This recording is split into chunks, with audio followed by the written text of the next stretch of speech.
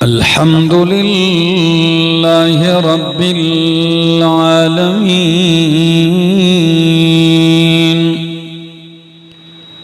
والعاقبة للمتقين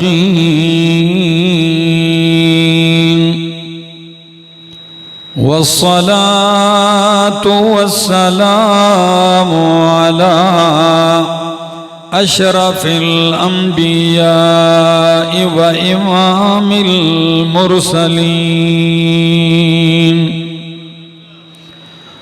وعلى آله وأصحابه وأهل بيته أجمعين. أما بعد فأعوذ بالله من الشيطان الرجيم. بسم الله الرحمن الرحيم.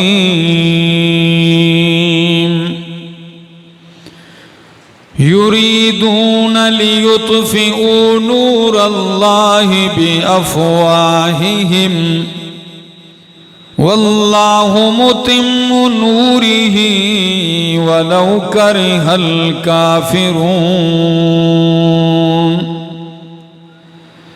هو الذي أرسل رسوله بالهدى ودين الحق ليظهره على الدين كله ولو كره المشركون.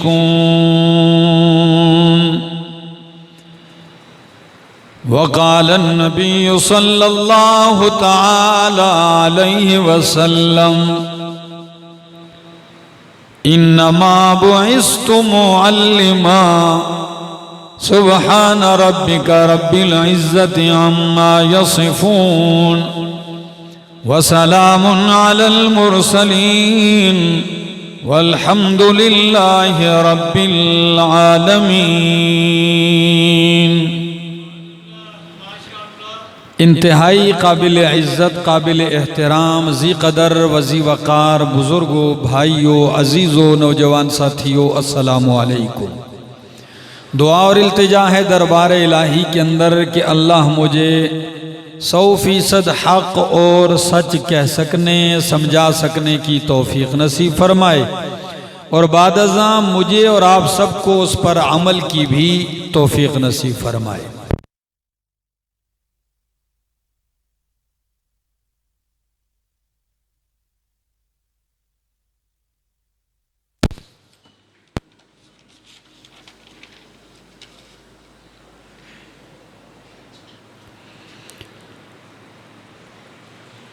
نبی اکرم صلی اللہ تعالی علیہ وسلم کو اللہ رب العزت نے دین حق دے کر مبعوث فرمایا. دین کامل اور دین مکمل کے ساتھ آپ کو مبعوث فرمایا اور ہدایت اور ایمان کا ایک نور عطا فرمایا قرآن کی صورت میں، اور ایک ایسے ماحول میں آپ کو مبعوث فرمایا کہ جو ماحول بالکل اندھیری اور سیاہ رات کی صورت اختیار کر چکا تھا. کفر کا اندھیرا، شرک کا اندھیرا، ظلم کا اندھیرا، جہالت کا اندھیرا، حقوق کی پامالیوں کا اندھیرا، بدعنوانی اور بدکرداری اور بد اخلاقی کا اندھیرا اس ماحول پہ چھایا ہوا ہے. اللہ رب العزت نے ان تمام اندھیروں کو ختم کرنے کے لیے آپ کو نور قرآن عطا کیا. اور وہ نور قرآن کیسے ہے؟ یہ میرے الفاظ نہیں، قرآن کہتا ہے قَدْ جَاءَكُمْ بُرْهَانٌ برهان من ربكم وأنزلنا إليكم نورا مبينا وَأَنزَلْنَا إِلَيْكُمْ اور ہم نے اتارا نازل کیا تمہاری طرف نور مبینہ واضح نور کھلا نور دوسرے مقام پہ فرمایا وَكَذَلِكَ أَوْحَيْنَا إِلَيْكَ روحا من امرنا ما كنت تدري ما الكتاب ولا الايمان ولكن جعلناه نورا میرا پاک پیغمبر ہم نے آپ کی طرف روح کی وحی کی ہے کس کی اوحینا الیکا روحا من امرنا ما کنت تدری ما الکتاب ولا الایمان میرا پیغمبر آپ نہیں جانتے تھے کہ ایمان کی طرف دعوت کیسے دینی ہے آپ نہیں جانتے تھے کہ کتاب کو کیسے بیان کرنا ہے وَلَكِنْ جَعَلْنَاهُ نُورًا لیکن ہم نے اس قرآن کو نور بنایا تو ان دو آیتوں میں قرآن کو کیا کہا گیا نور کہا گیا اور نور اس مقام پہ روشن کرنا ہے جہاں اندھیرا نہیں اندھیرے ہیں ظلمات ہی ظلمات ہیں اور پھر مزے کی بات تعجب اور حیرانگی کی بات چلو اندھیرا ہو لیکن لوگ اجالے کو پسند بھی تو کرتے ہو نا چلو اندھیرا ہے لیکن نور چاہتے بھی تو ہو نا لوگ بھی ایسے ہیں کہ اندھیروں میں پڑے ہوئے ہیں اندھیرے ہی کے اوپر مر مٹ رہے ہیں اندھیرے ہی سے محبت کر رہے ہیں اندھیرے کو اجالے میں بدلنا ہی نہیں چاہتے پھر ایسے لوگوں کو روشنی کیسے دی جائے گی تو وہ سارے جب نور دیکھتے ہیں نور قرآن کو تو سارے 40 سال تک آپ کو صادق اور امین کہنے والے کون سا وہ پیغام تھا کون سی بات آپ نے کر دی ہے 40 سال تک جن کی امانتیں آپ کے پاس رکھی ہوئی تھی 40 سال گزر گئے جو آپ کو نام بھی نہیں لیتے بلکہ صادق سچا کہتے ہیں امین امانت دار کہتے ہیں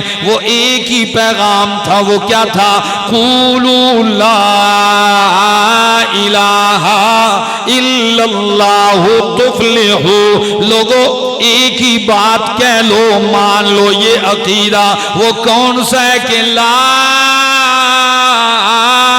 الہ الا اللہ کوئی الہ اور حاجت روا نہیں الا اللہ مگر کون ہے اللہ ہے بس یہ پیغام دینے کی دیر تھی اپنے بیگانے ہو گئے نام لیوا جان لیوا بن گئے پھول نچھاور کرنے والے پتھروں کی برسات کرنے لگے چچا اپنا حقیقی وہ چچا ابو لہب جس نے آپ کی ولادت پہ اونٹ ذبح کیا تھا وہ چچا جس نے آپ کی ولادت پہ لونڈی کو آزاد کیا تھا خوشی منائی تھی لیکن آج میرے پیغمبر نے مشن پیش کیا وہی چچا اٹھ کے کہتا ہے تبا لک یا محمد سائر اليوم لہذا جماعتنا نعوذ باللہ اے محمد تو ہلاک ہو جائے کیا تو نے اس لیے ہمیں جمع کیا کہ ہمیں باپ دادا کے آلہہ سے ہٹا دے ہمیں باپ دادا کے دین سے پھیر دے پتھر پہلا مارنے والا بھی یہی ہے اپنے بھتیجے کو لہو لہان کرنے والا بھی یہی ہے پھر ایک ہی دن نہیں یہی چچا ہے اوکاز کی منڈی میں کڑاکے کی دھوپ میں میرا پاک پیغمبر لگا ہے سارے عرب کے سامنے پیغام حق سنا رہے ہیں دین اسلام کی دعوت دے رہے ہیں آپ جانتے ہیں ہری پور والوں کوئی معزز عالم دین کوئی خطیب منبر پہ خطبہ دے رہا ہو، مجمع ان کی بات کو سن رہا ہو، مجمع ہی کے اندر سے کوئی چچا اٹھ جائے، دادا اٹھ جائے اور کہہ دے میرا بھتیجا جھوٹا ہے، کہہ دے میرا پوتا نواسا جھوٹا ہے، ماحول ایک دم بدل جائے گا۔ اللہ کے پاک پیغمبر توحید سنا رہے ہیں۔ ابو لہب نے پتھر مار کے کیا کہا، لوگوں میں اس کا چچا ہوں، یہ میرا بھتیجا ہے، میں اعلان کرتا ہوں یہ جھوٹ کہہ رہا ہے، یہ پاگل ہو چکا ہے، یہ دیوانہ ہو چکا ہے۔ اس نے تو پتھر مارا، میرے پیغمبر نے گوارا کر لیا، لیکن میرے رب کو یہ گوارا نہ ہوا۔ رب نے فرمایا تبت یدا ابی لہب وتب۔ اللہ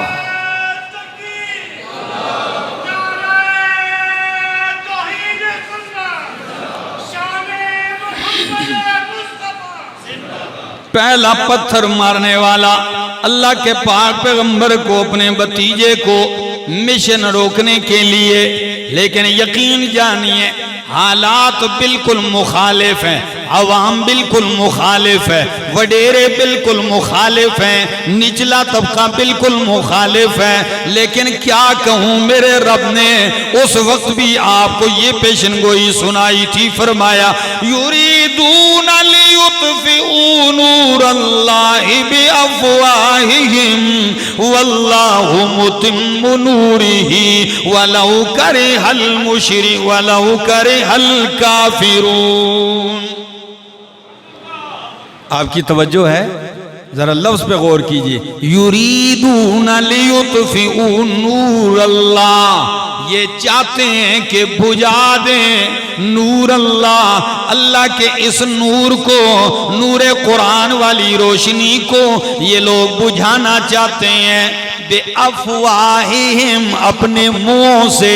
کوئی شاعر کہہ رہا ہے، کوئی ساحر کہہ رہا ہے، کوئی جھوٹا کہہ رہا ہے، کوئی دیوانہ کہہ رہا ہے، کوئی پاگل کہہ رہا ہے، کوئی کذاب اشر کہہ رہا ہے۔ یہ جتنے بھی فتوے میں نے ذکر کیے سارے قرآن ذکر کرتا ہے، میرے پاک پیغمبر کے خلاف لگے۔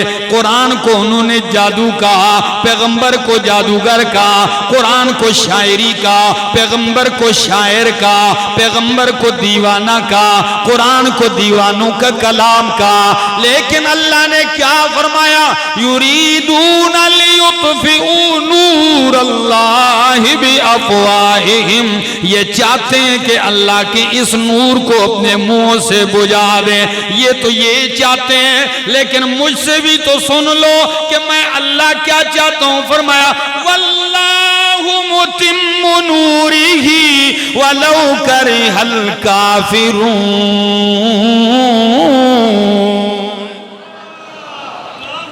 واللہ متم نورہ، کیا معنی ہے؟ اللہ پورا کرنے والا ہے۔ کیا؟ اللہ پورا کرنے والا ہے، تمام کرنے والا ہے۔ کس چیز کو؟ نوری ہی، اپنے نور کو۔ وَلَوْ كَرِهَ الْكَافِرُونَ، میرے سامنے اللہ کا قرآن ہے، پارہ نمبر 28 ہے اور سورت ہے صاف، سورت الصف ہے اور اس کی آیت نمبر 7 اور 8 میں پڑھنے لگا ہوں۔ فرمایا اللہ پورا کرنے والا ہے اپنے نور کو۔ وَلَوْ كَرِهَ الْكَافِرُونَ، اگرچہ کافروں کو ناگوار گزرے، اگرچہ کافروں کو کراہت لگے، اگرچہ کافروں کو برا لگے۔ کیوں؟ هُوَ الَّذِي ارسل رسولہ بالہدی ودین الحق، اللہ وہ ذات ہے ارسل رسولہ، جس نے اپنا رسول بھیجا بالہدی، ہدایت دے کر۔ رسول بھیجا کیا چیز دے کر؟ بالہدی، ہدایت دے کر۔ آپ کہیں گے وہ ہدایت کیا چیز ہے؟ تو میں اپنی طرف سے نہیں کہتا، میں قرآن پڑھتا ہوں۔ الف لام میم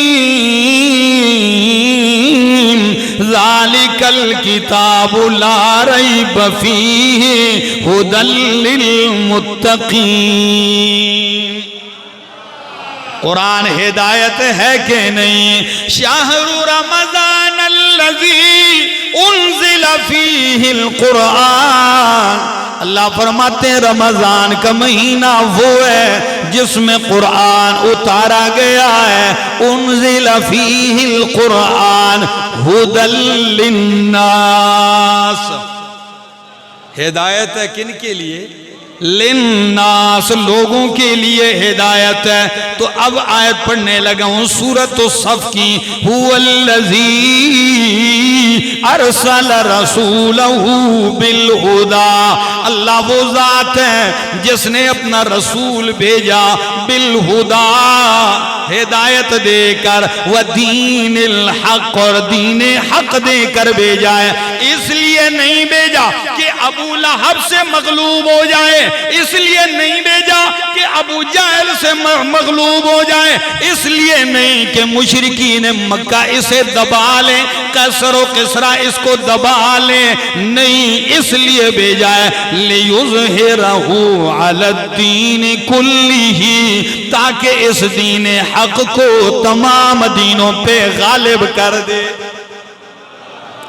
اس لیے بھیجا ہے لِيُظْهِرَهُ عَلَى الدِّينِ كُلِّهِ، تاکہ اس دین کو غالب کر دے تمام دینوں پر. آپ کہیں گے کیسے غالب کرے گا؟ غلبہ دو قسم کا ہے. کتنی قسم کا؟ خدا را میری ان باتوں کو بالکل سادہ سی بات کرتا جا رہا ہوں. غلبہ دو طرح ہے غالب کرنا. ایک غلبہ یہ ہے کہ میں اس دین کو، کہ جن کے پاس حاکم بھی کوئی نہیں، جن کو ماننے والا کوئی مالدار بھی نہیں، کوئی صاحب اقتدار ماننے کو تیار نہیں، لیکن میں اس دین کو غلبہ دوں گا اور حکومت اسی دین کی آئے گی. یہ دین غالب ہوگا، یہ چلے گا پوری دنیا پہ. اور اگر غلبے سے مراد غلبہ دلیل کا، سچائی کا ہو تو اب مانا ہوگا لِيُظْهِرَهُ عَلَى الدِّينِ كُلِّهِ، اللہ نے اپنے پیغمبر کو دین حق اور ہدایت دے کر بھیجا ہے تاکہ غالب کر دے اس کو عَلَى الدِّينِ كُلِّهِ، تمام دینوں پر حکومت چاہے کسی بھی دین کی دنیا میں ہو، لیکن غالب دلیل کے اعتبار سے اسلامی ہوگا. دلیل کا غلبہ کس کا ہوگا؟ اسلام کا. چاہے پوری دنیا کے اندر کفر بھی غالب آ جائے، اقتدار، حکومت، لیکن دلیل کے اعتبار سے کوئی دین اسلام کا مقابلہ. کیوں؟ سچائی ہے، کیوں؟ حقانیت ہے. حق کبھی باطل سے دب نہیں سکتا. لِيُظْهِرَهُ عَلَى الدِّينِ كُلِّهِ، تاکہ اسے غالب کر دے تمام دینوں پر.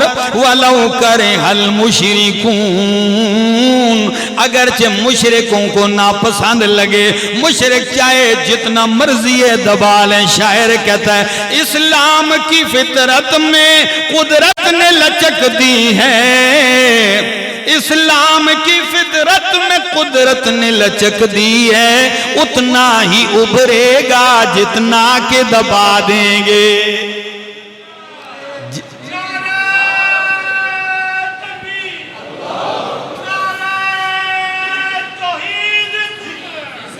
کوئی جتنا ہی دبائے، اتنی لچک ہے اس میں. سپرنگ دیکھا ہے نا، سپرنگ کو جتنا نیچے کی طرف دبا کے چھوڑا جاتا ہے وہ اتنا ہی تیزی سے اوپر جاتا ہے. فرمایا لِيُظْهِرَهُ عَلَى الدِّينِ كُلِّهِ وَلَوْ كَرِهَ الْمُشْرِكُونَ. لیکن قربان جاؤں، اس سچائی کو لے کر میرا پاک پیغمبر غار حرا سے اترتے ہیں، صفا کی پہاڑی پہ آتے ہیں، اخلاق کے ساتھ، کردار کے ساتھ، سچائی کے ساتھ، درد دل کے ساتھ، ہمدردی کے ساتھ، خیر خواہی کے جذبے کے ساتھ، بغیر کسی لالچ کے امت کی خیر خواہی کا جذبہ لے کر، جن کو دن میں سنانا ہے، پتھر کھانے ہیں، انہی کے لیے پوری پوری رات آنسو بہا کے ہدایت کی دعائیں بھی کرتے ہیں. ہمدردی کی بھی کوئی انتہا ہوتی ہے؟ معلوم ہے صبح جن کے پاس جانا ہے انہوں نے لہو لہان کر دینا ہے، لیکن ساری رات کھڑے ہیں، رو کے ان کی ہدایت کی التجائیں کرتے ہیں۔ آپ چلتے ہیں، ذرا دیکھیے نا کیسے پھیلتا جا رہا ہے۔ اللہ کے پاک پیغمبر کے سارے راستے روک دیے گئے۔ خدا را وقت تھوڑا ہے اور بات میں نے بڑی لمبی شروع کر دی، اب اللہ کرے یہ کسی کنارے پہنچ جاؤں میں، ٹھیک ہے نا؟ آپ کی توجہ ہے؟ ذرا دیکھیے مکہ مکرمہ کے اندر یہ ماحول گرم ہے۔ جب کسی بستی میں ایسا ہنگامہ ہو تو سمجھو ہر طرف خبریں پھیل جاتی ہیں۔ تو مکے اور باقی ممالک کے بیچ میں ایک قبیلہ آباد تھا مکے سے بائیں، جس قبیلے کا نام تھا بنو غفار۔ کون سا قبیلہ؟ بنو غفار۔ اس قبیلے کا نام ہی دنیا میں مشہور ہو گیا لوٹ مار کرنے والے۔ سوال ہی نہیں پیدا ہوتا کہ ان کی بستی سے کوئی قافلہ جائے تجارتی اور لوٹ سے بچ جائے۔ ہاں، بچنے کی ایک ہی صورت ہوتی تھی کہ اسی بستی کے کسی آدمی کو پیسے دیتے اور وہ ان کو پیسے لے کر وہاں سے گزار دیتا۔ بستی اسی خاندان کا آدمی، قداور، بڑے بڑے قد تھے، جسم بھی خوبصورت بھی تھے اور دلیر بھی تھے، بس اس کام میں مشہور ہے۔ لیکن قربان جاؤں، اسی قبیلے میں ایک شخص ہے جس کا نام ابو ذر غفاری ہے۔ اللہ اکبر! غفار قبیلہ ہے نا، تو اسی کا ایک فرد ہے ابو ذر غفاری۔ ہری پور والوں میں اکثر کہتا ہوں، جب پاس والے نہیں مانتے نا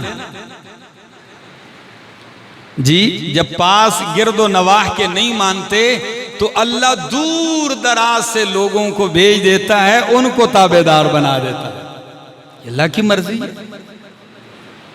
پاس والے پتھر برسانے لگے تو کوئی ادھر سے آ رہا ہے، ادھر سے آ رہا ہے۔ اب ان کو سمجھ نہیں آ رہی کہ ہم تو مانتے نہیں، یہ دور سے آنے والوں کا کیا کریں؟ انہوں نے کہا چلو مکے کو 16 راستے آتے تھے۔ کتنے؟ یہ بالکل پہاڑی کے بیچ میں مکہ ہے، ہر طرف پہاڑ پہاڑ، تو گھاٹی میں راستے ہیں۔ مکے کے مشرکوں نے کہا اب تو اور کوئی طریقہ نہیں، ہر گھاٹی میں مٹکا رکھیں گے، اس میں زمزم کا پانی ہوگا، اور بیچ میں ادھر پاس ہی 2-3 بندے بیٹھ جائیں گے جن کی ڈیوٹی ہوگی۔ اب 16 راستوں پہ زمزم رکھا ہے، 16 راستوں پہ بندے چوکی لگائی ہوئی ہے۔ کام کیا ہے؟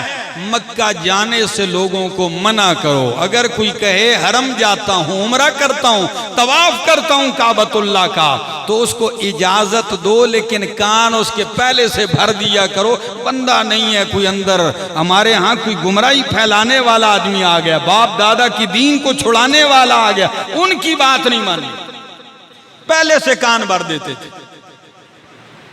یہ ماحول بنایا ہوا ہے۔ اب اس ماحول میں کیا کیا جائے؟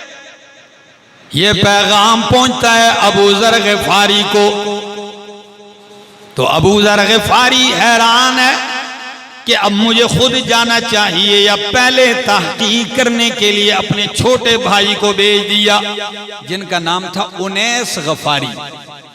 تو انیس، ہمارے ہاں لوگ انس کہتے ہیں، انیس کہتے ہیں، عربی میں انیس کہتے ہیں تصغیر کے ساتھ۔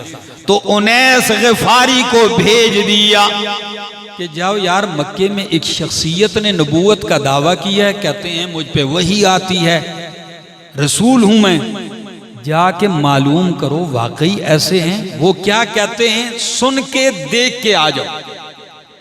ابو ذر غفاری کا بھائی مکہ آ گیا، امام الانبیاء کی محفل میں بیٹھتا ہے۔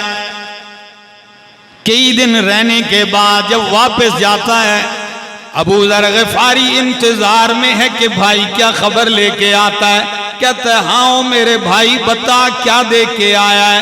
تو پتہ ہے کیا کہتے ہیں انیس کہتے ہیں کہ بھائی میں نے دیکھا ہے رأیتہ یأمر بمکارم الاخلاق، میں نے ایسی ہستی کو دیکھا ہے جو اخلاق کا حکم دیتا ہے، اچھے اخلاق کی تعلیم دیتا ہے، برائیوں سے منع کرتا ہے، سچا ہے، پاکیزہ ہے، پاک دامن ہے۔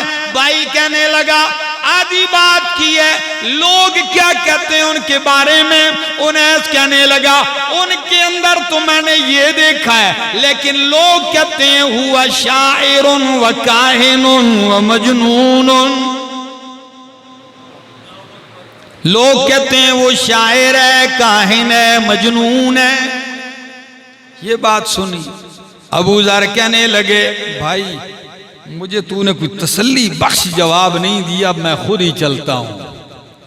منظور خدا یوں ہی تھا نا، اب میں خود ہی چل کے دیکھ کے آتا ہوں۔ سامان سفر تیار کیا، قبیلے کا رئیس ہے، گھوڑا دوڑاتے ہوئے آ رہا ہے مکہ مکرمہ کی طرف، لیکن بھائی نے ساتھ ہی بھی کہا حالات اتنے سنگین ہیں مکہ کے کہ کوئی بندہ اجالے میں کسی کے سامنے اس پیغمبر سے مل بھی نہیں سکتا، مکے والے اس کو بھی نہیں چھوڑتے۔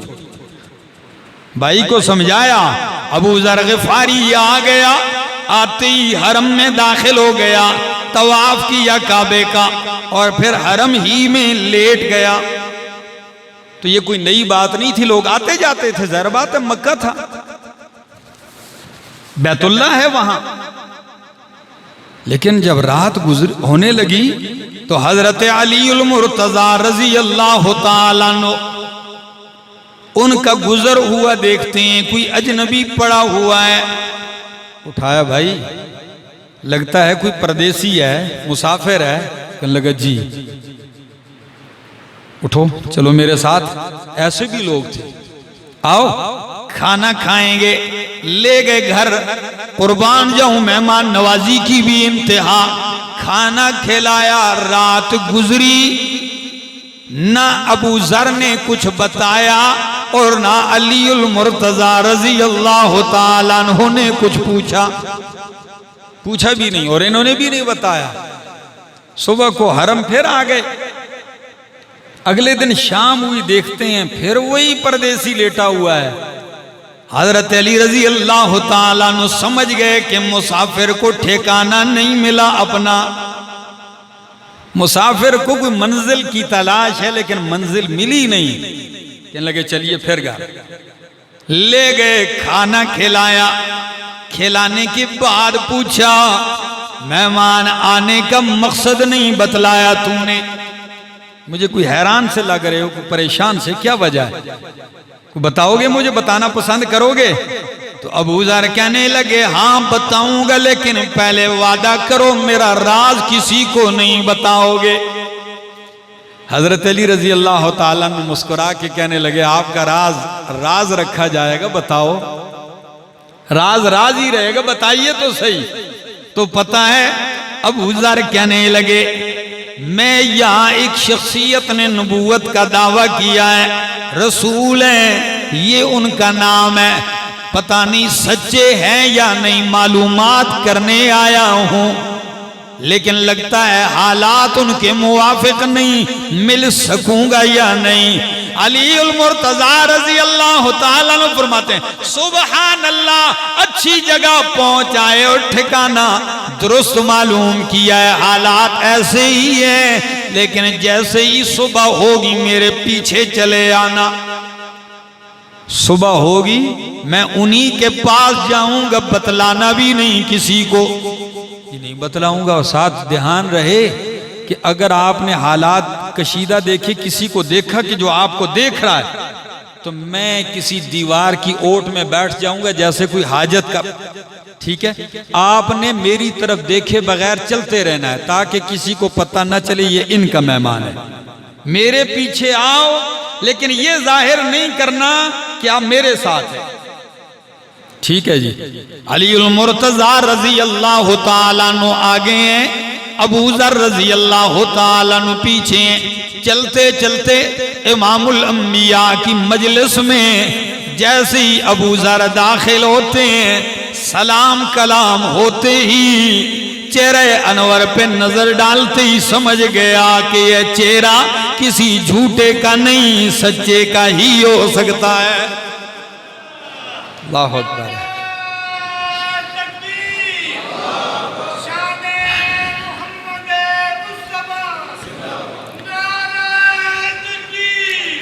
دیر نہیں کی، نبی کریم سے فرمایا ہاتھ آگے کیجئے۔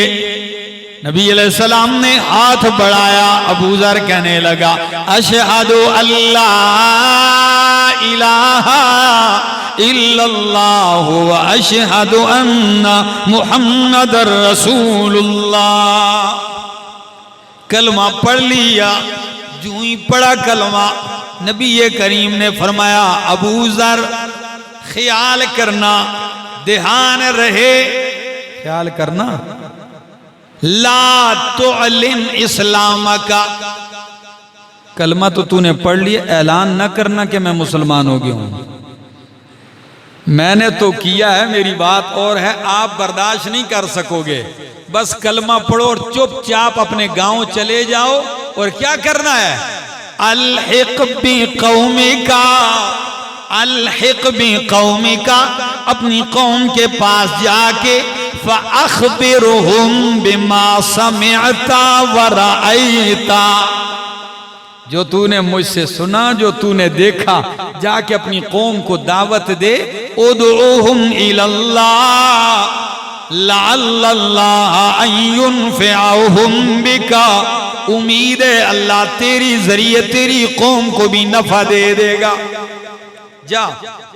لیکن پتہ ہے ایمان چیز ہی ایسی ہے، وہ کہتے ہیں عشق اور مشق چھپائے نہیں چھپتے۔ یہ کہاں چھپتی ہے چیز؟ ایمان داخل ہو گیا، کچھ تو اس نے اندر کرنا تھا۔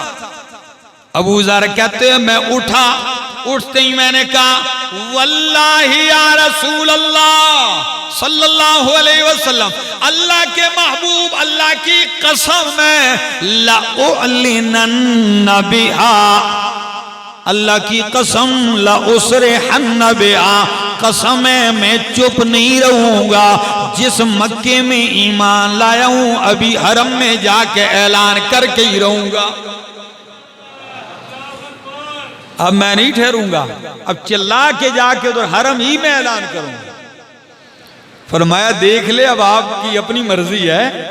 آتے ہیں ابو ذر، جیسے پہنچتے ہیں حرم میں کھڑے ہوتے ہیں، کہتے ہیں یا اہل مکہ ایوہ القریش، او قریشیو سن لو، میں گواہی دیتا ہوں اشہد ان لا الہ الا اللہ و اشہد ان محمد رسول اللہ۔ یہ اعلان کرنے کی دیر تھی، ٹوٹ پڑتے ہیں، ایسا مارا، لہو لہان کر دیا، یہاں تک کہ حضرت عباس جو اس وقت ایمان بھی نہیں لائے تھے فوراً پاس آ گئے اور پہچان لیا۔ مکے والوں سے کہا مکے کے لوگوں تمہیں پتہ نہیں ہے کون ہے، کس کو مار رہے ہو؟ یہ تو قبیلے کا سردار ہے اور غفار قبیلے کا رہنے والا ہے، تم سفر کیسے کرو گے اس راستے سے؟ یہ تمہارا جینا حرام کر دے گا۔ وہ ایک دم پیچھے ہو گئے۔ 2 دن تو یہ خوب مار کھا گئے۔ پھر نبی علیہ السلام نے فرمایا اب جاؤ، جاؤ، اور جب میرا چرچا اور عام ہو جائے، مضبوطی آ جائے، اس وقت تک اپنی قوم میں کام کرتے رہنا، پھر میرے پاس چلے آنا۔ ہری پور والوں سنیے، اللہ کے پاک پیغمبر صلی اللہ علیہ وسلم کی اجازت سے چلتے ہیں، قوم کے پاس پہنچتے ہیں، شان الہی دیکھیے، اللہ جس کو چاہے ہدایت کا ذریعہ بنا دے۔ لوٹنے والے، قافلے لوٹنے والے رہزنوں کو زمانے کا امام کر دیا۔ میں اکثر ہی تو کہتا ہوں نا کہ خود نہ تھے جو راہ پر اوروں کے ہادی بن گئے، خود نہ تھے جو راہ پر اوروں کے ہادی بن گئے، کیا نظر تھی جس نے مردوں کو مسیحا کر دیا۔ درفشانی نے تیری قطر قطروں کو دریا کر دیا، دل کو روشن کر دیا، آنکھوں کو بینا کر دیا، خود نہ تھے جو راہ پر اوروں کے ہاتھی بن گئے، کیا نظر تھی جس نے مردوں کو مسیحا کر دیا۔ پہنچتے ہیں قبیلے میں اس قدر محنت کی کہ تقریباً آدھے سے زیادہ قبیلہ ایمان لے آیا۔ میں نے آیت پڑھی تھی کہ لِيُظْهِرَهُ عَلَى الدِّينِ كُلِّهِ، اللہ اسے غالب کرے گا، وَاللَّهُ مُتِمُّ نُورِهِ، اللہ اپنے اس نور کو تام کرے گا۔ اسی آیت کی روشنی میں میرے پاک پیغمبر کا ارشاد سن لیجئے، پھر میں اپنی بات آگے بڑھاتا ہوں۔ اللہ کے پاک پیغمبر نے فرمایا لا يبقى على ظہر الارض بیت مدر ولا وبر الا ادخل علیہم کلمۃ الاسلام بعز عزیز او بذل ذلیل۔ او کائنات والو سن لو، اس زمین کی پشت پہ کوئی کچا پکا مکان باقی نہیں رہے گا مگر اس میں اللہ اسلام کا کلمہ داخل کر کے چھوڑے گا۔ اس زمین کی دھرتی پہ، اس دھرتی پہ کوئی کچا پکا مکان نہیں رہے گا۔ بیت مدارن، مٹی سے بنے ہوئے مکان جیسے آج کل، وہ بیت وبارن، کھال سے بنے ہوئے، بکری کے بالوں سے، اونٹ کی اون سے چادریں بناتے تھے، اس چادر سے خیمہ بناتے تھے، یعنی کوئی کچا پکا مکان باقی نہیں رہے گا مگر اللہ اس دین اسلام والے کلمے کو اس میں داخل کرے گا۔ کیسے کرے گا؟ بعز عزیز و بذل ذلیل، عزت دار کی عزت کے ساتھ، ذلیل کی ذلت کے ساتھ۔ کیا مطلب ہے؟ یعنی جو مان لے گا اللہ اسے عزت دار بنا دے گا، جو روکے گا اللہ اسے ذلیل کر دے گا، لیکن دین اسلام پھیل کے رہے گا، کوئی روک نہیں سکے گا۔ اب ذرا آگے بڑھتا ہوں، یہ ایک طرف کا۔ اب دوسری طرف اللہ کے پاک پیغمبر نے مکہ مکرمہ سے ایک دوسرا شاگرد بھیجا، اپنا مصعب بن عمیر۔ کون بھیجا؟ مصعب بن عمیر رضی اللہ تعالیٰ عنہ۔ کہ غفار قبیلے کا تو یہ معاملہ ہو گیا، آپ مدینہ جائیں وہاں قرآن سنائیں۔ اب یہ سنو گے تو آپ کے 14 طبق ذرا روشن ہو جائیں گے۔ مصعب بن عمیر پہنچتے ہیں مدینہ منورہ۔ مدینہ میں ان کو گھر میں جگہ دینے والے کا نام ہے اسعد بن زرارہ رضی اللہ تعالیٰ عنہ۔ یہ اللہ کی مرضی ہے، کسی کے گھر کو دین کے لیے چن لے، ورنہ مدینہ میں وہ کہاں ٹھہرتے؟ ہوٹل تو نہیں تھے کہ بھائی کسی ہوٹل میں جا کے ٹھہرتے، ان کے گھر میں ٹھہرتے ہیں اور سارا دن قرآن کی دعوت دیتے جا رہے ہیں۔ جب مدینہ میں ہلچل پیدا ہوئی نا تو مدینے کا لیڈر ہے جس کا نام ہے سعد بن معاذ، اور اس کے ساتھ اس کا دوسرا چچا زاد ہے جس کا نام ہے اسید ابن حزیر۔ یہ دونوں آپس میں بیٹھے ہوئے ہیں۔ سعد بن معاذ کہنے لگے، او میرا چچا زاد، تجھے پتا ہے، یعنی میرے بھائی تجھے پتا ہے، رجلان اتیا دیارنا لیصفحا ضعفاءنا، ایک دو آدمی ہماری اس بستی میں آئے اور ہمارے ان کمزوروں کو بے وقوف بنا رہے ہیں۔ ایک دو بندے ہمارے گاؤں میں آ رہے ہیں، پورے گاؤں کو بے وقوف بنا رہے ہیں، مدینہ کو۔ تو کہا پھر کیا کروں؟ فرمایا قوم، اٹھ، جلدی جا، فنہرہما ونہہما، ان کو جھڑک کے آ اور منع کر کے آ کہ یہاں سے نکلو، ادھر آج کے بعد قرآن سنانے کی اجازت نہیں ہے، لوگوں کو خراب مت کرو۔ آج بھی کوئی قرآن سنائے تو لوگ کہتے ہیں یہ لوگوں کو کیا کر رہے ہیں؟ یہ تو گمراہ کر رہے ہیں۔ اور اگر ان کو کہانیاں سناؤ، خرافات سناؤ تو بلے بلے واہ واہ ہو جاتی ہے، لوگ کہتے ہیں واہ واہ واہ۔ کہ منع کرو ان کو۔ اسید اٹھتے ہیں تلوار ہاتھ میں، آ گئے میرے پیغمبر کا شاگرد رشید مصعب بن عمیر، او مصعب تیری شان پہ قربان جاؤں، دونوں بیٹھے ہوئے ہیں باغ میں۔ جب دیکھا تو ایک بندہ بڑے غضب کے ساتھ آ رہا ہے، تو اسعد بن زرارہ کہنے لگے مصعب وہ دیکھو قوم کا لیڈر آ رہا ہے، قوم کا لیڈر آ رہا ہے۔ بس طریقے سے اس کو بات سمجھانی ہے۔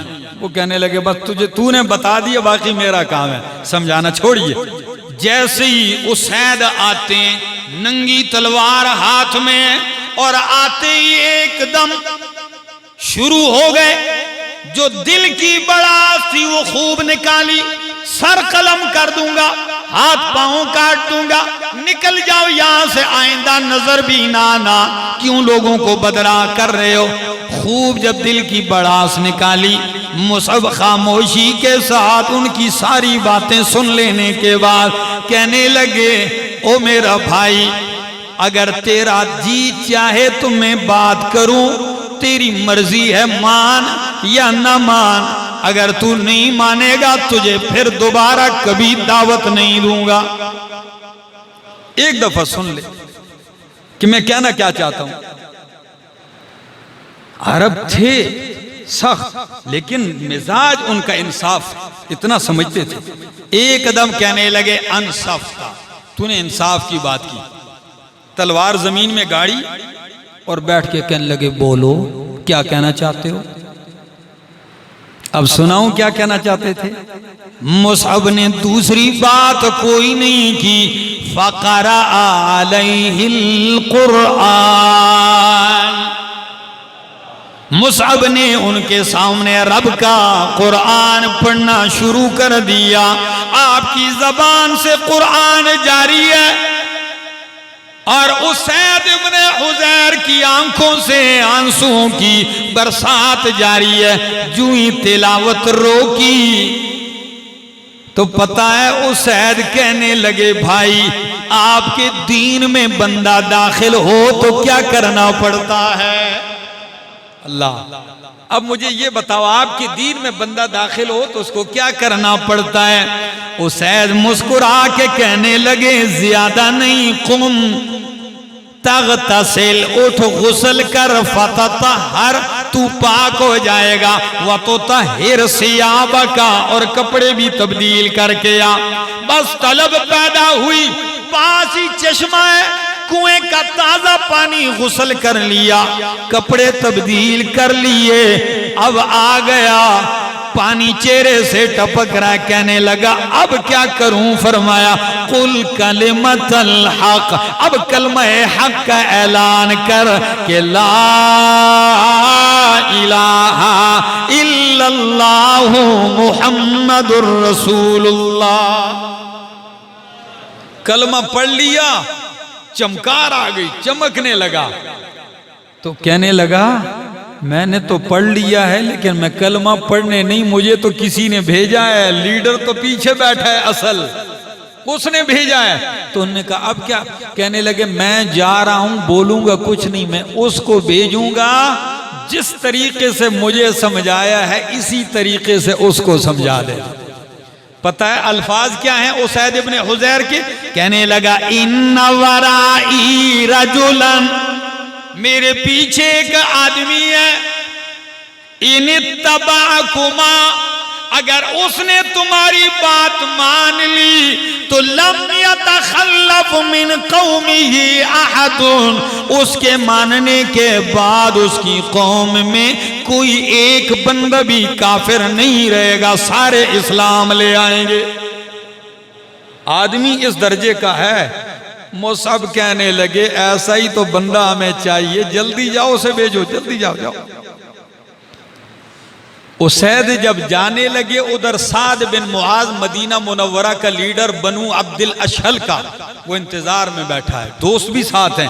جب اسید کو آتے دیکھا تو سعد دوری سے کہنے لگا ساتھیو، سعد کو تو میں نے، اسید کو میں نے منع کرنے بھیجا ہے، لیکن اللہ کی قسم آتے ہی بتلا رہا ہے کہ میرے بھائی کا وہ چہرہ نہیں جس چہرے کے ساتھ گیا تھا، وہ چہرہ نہیں لے کے آیا، بلکہ نور ایمان چمک رہا ہے اس کے چہرے پر۔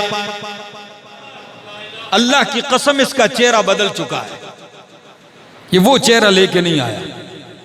بس آتے ہی جب اسید ابن حضیر سے کہا ہاں بھائی منع کیا ہے تو نے ان کو کہ نہیں کیا، اسید نے بھی دوسری بات نہیں کہا، بھائی جان میں نے تو کر دیا، اب آپ ہی جا کے منع کر دیں، میں تو منع کرایا ہوں، اب آپ جا کے منع کرائیں۔ اچھا میرے بغیر نہیں ہوتا؟ نہیں نہیں آپ جائیں۔ اچھا آپ نے نیزہ اٹھایا اور نیزہ اٹھا کے تلوار سونت کے چل پڑتے ہیں، وہ دونوں انتظار میں ہیں کہ اب آئے گا لیڈر۔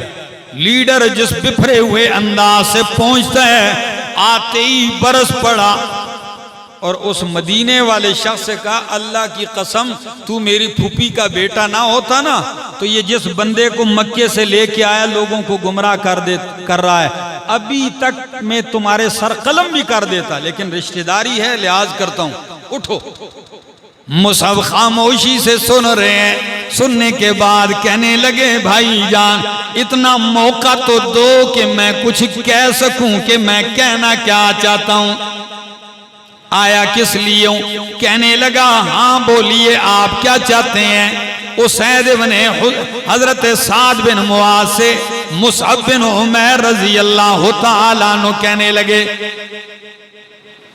ہمیں بولنے کا موقع ملے گا، آپ کی مرضی ہے مان لے، نہیں مانتے ہم چلے جائیں گے، آپ کو دعوت نہیں دیں گے۔ کہنے لگا اچھا سناؤ کیا کہنا چاہتے ہیں؟ بڑے غصے میں تو اسید بن حضرت مصعب بن عمیر رضی اللہ تعالیٰ عنہ دیر نہیں کرتے، وَقَرَأَ عَلَيْهِ الْقُرْآنِ وَقَرَأَ عَلَيْهِ أَوَائِلَ سورۃ الزخرف، آپ نے قرآن پڑھنا شروع کیا، اور کون سی سورت؟ یہ میرے سامنے 25واں پارہ سورہ زخرف کی ابتدائی آیتیں پڑھی، کون سی؟ حامیم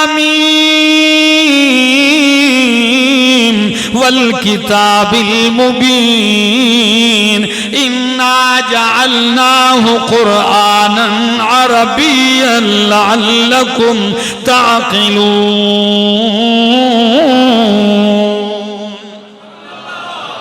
جو ہی آپ قرآن پڑھتے جا رہے ہیں وہ سارا جلال جمال میں بدل گیا، اللہ اکبر، وہ سارا غضب وہ رحمت میں بدل گیا۔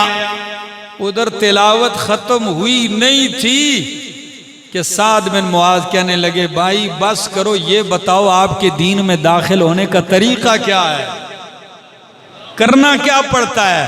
تو دونوں ہنس کے کہنے لگے جی کرنا وہی کچھ پڑتا ہے جو آپ کا بھائی کر کے چلا گیا۔ اچھا وہ بھی کلمہ پڑھ گیا؟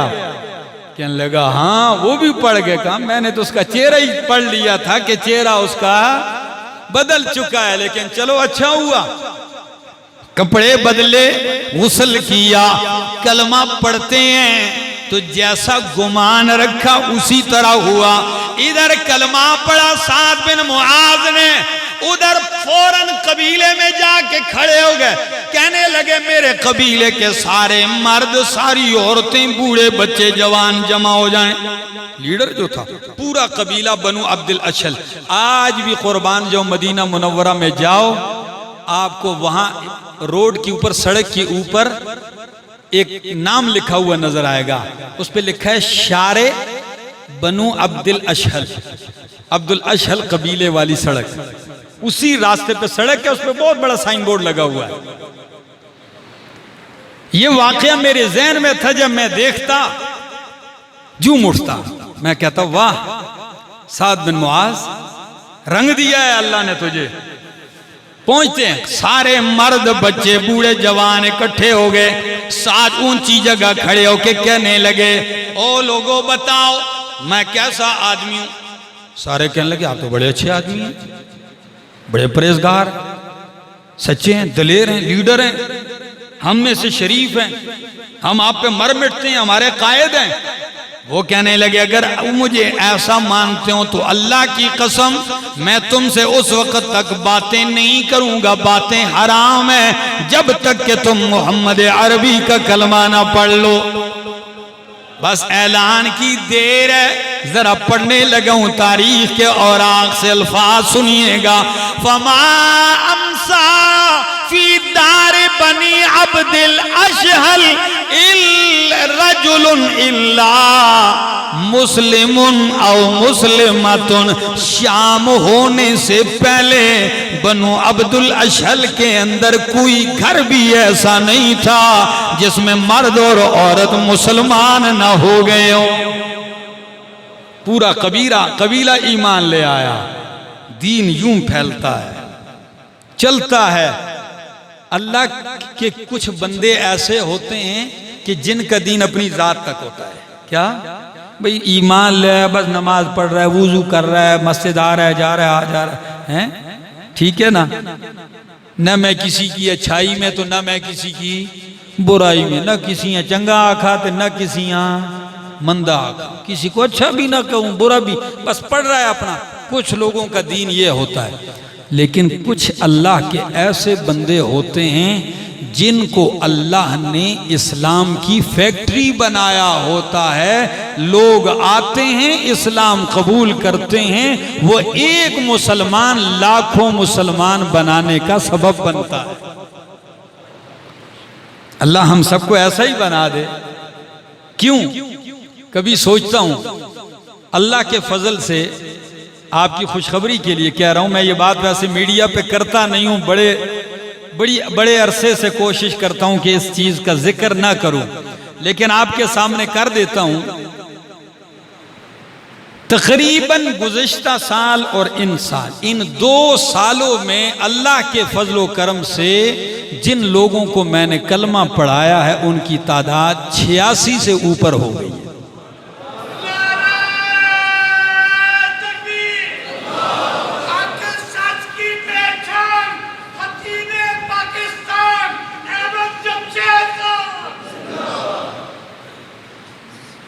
سوچا بھی نہیں تھا کہ ایک مکھن کالونی میں ایک گمنام سے، جزاک اللہ بارک اللہ سلامت رہیں، کہ مکھن کالونی جیسے ایک گمنام سے بستی سے اٹھوں گا اور اللہ توفیق دے گا۔ میرے والد صاحب عالم نہیں، دادا نہیں، پردادا نہیں، ماموں نہیں، چچے نہیں، لیکن میرے والد صاحب نے مجھے پڑھایا اور کہا بیٹا پڑھ۔ حالات بھی ایسے نہیں تھے تو مجھے ایک دن کہنے لگے جب تک میں زندہ ہوں میں مزدوری کروں گا لیکن تو علم دین سے پیچھے نہیں ہٹنا، پڑھ۔ اور آج تک یہی روٹین تھی، ساتھ دیا، بھرپور ساتھ دیا۔ اللہ کے فضل سے یہ نتیجہ ہے۔ تو کبھی کبھی کہتا ہوں ہو سکتا ہے میرا کوئی عمل قبول نہ ہو، ریا آ سکتی ہے، دکھلاوا ہو سکتا ہے، انسان ہے، لالچ پیدا ہو سکتا ہے، لیکن جن لوگوں نے آج تک مجھ سے سامنے ملے بھی نہیں ٹیلی فون پہ کلمہ پڑھا ہے، فون پہ کلمہ پڑھا ہے، اور وہ اپنی اپنی جگہوں پہ عمل کر رہے ہیں۔ ایک مسلمان ہے، خدا جانے قیامت تک اس نسل میں کتنے مسلمان پیدا ہوں گے۔ کل اگر میرے مالک نے ان کو میرے کھاتے میں ڈال دیا تو کہتا ہوں احمد تیرا کام تو ہو جائے گا۔